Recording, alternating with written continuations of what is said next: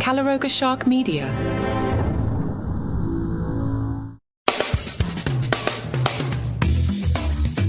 Hi and welcome to Entertainment Daily, a short roundup of the top entertainment stories in today's news. Jason Kelce stole the limelight from Taylor Swift as he celebrated his brother Travis's win with Shirtless Beer-Chugging at Highmark Stadium on Sunday night. This from the Daily Mail.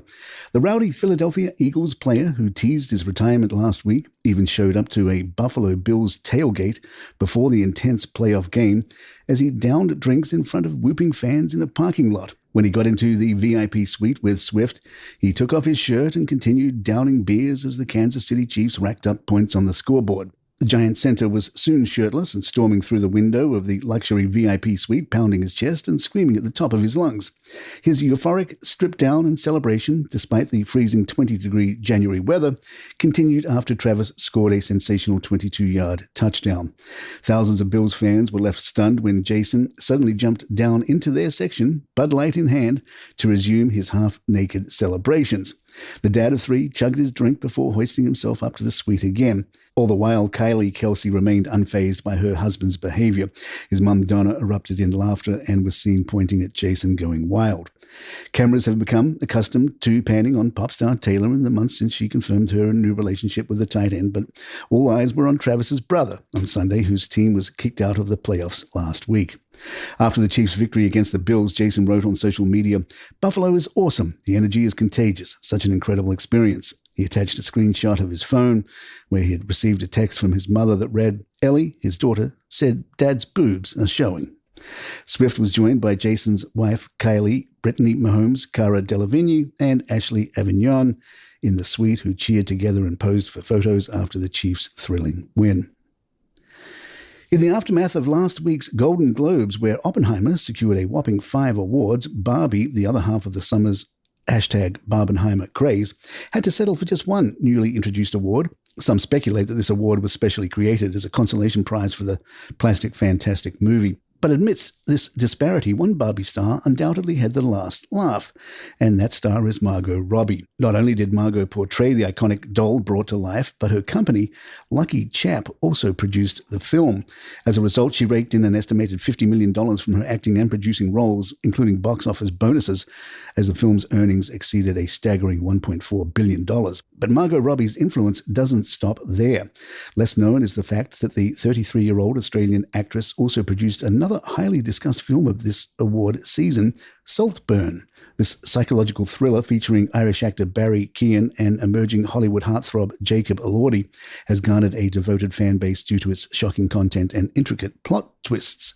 Indeed, Saltburn stands in stark contrast to Barbie's cheerful world, but both share a common thread.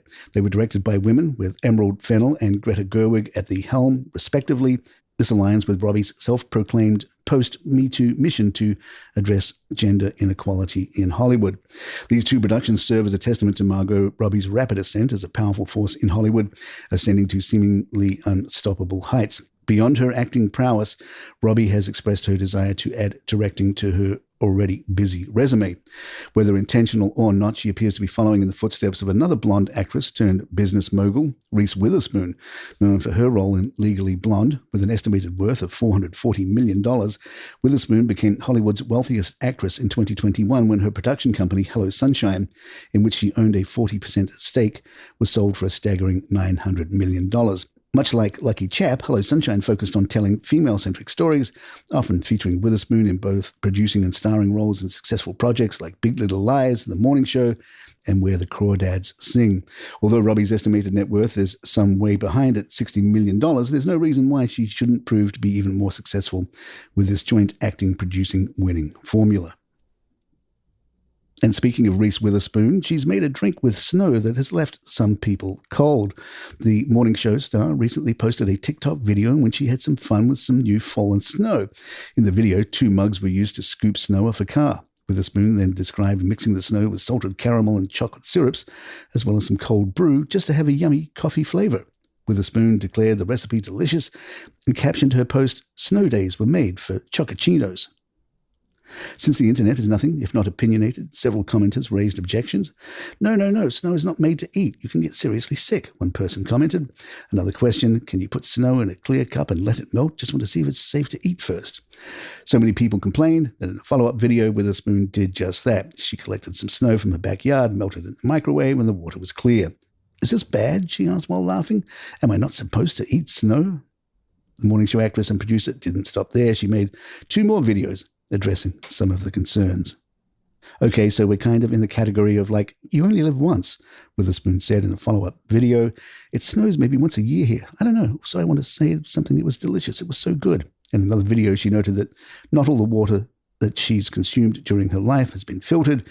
We drank out of the tap, she recalled of her childhood. We actually put our mouths on the tap, and then sometimes, like in the summer it was hot, we drank out of a hose, like we put our mouths on the hose. Witherspoon joked, maybe that's why I'm like this. More entertainment, just a moment.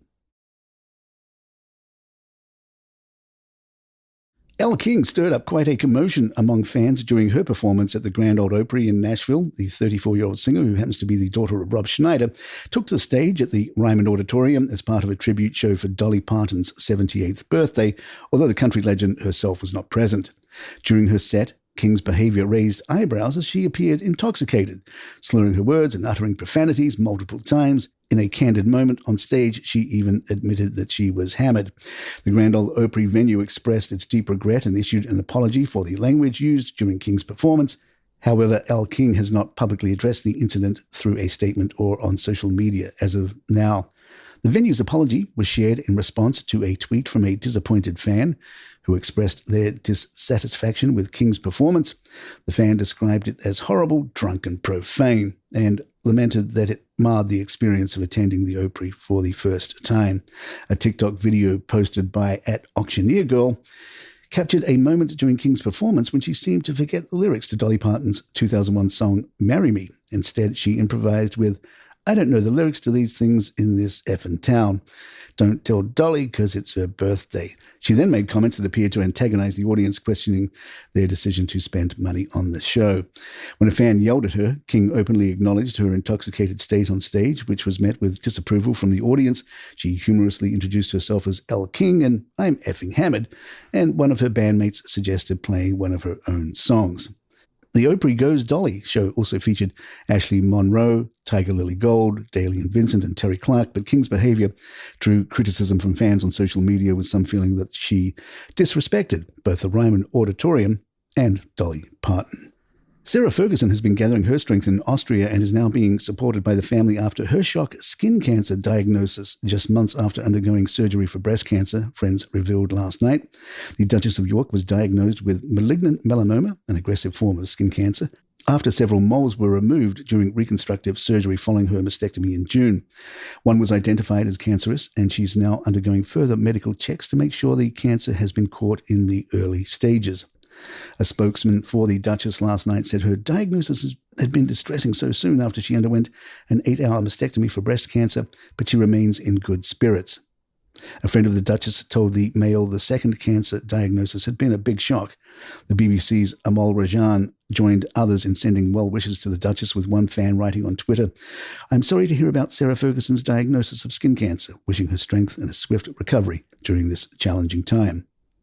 The author has spent the last few weeks in Austria recuperating at a luxury clinic after spending some time with the royal family at Sandringham over Christmas. It is hoped that the cancer was found early enough that she won't have any further problems, but will undergo further tests to determine whether it has spread. And there you have it.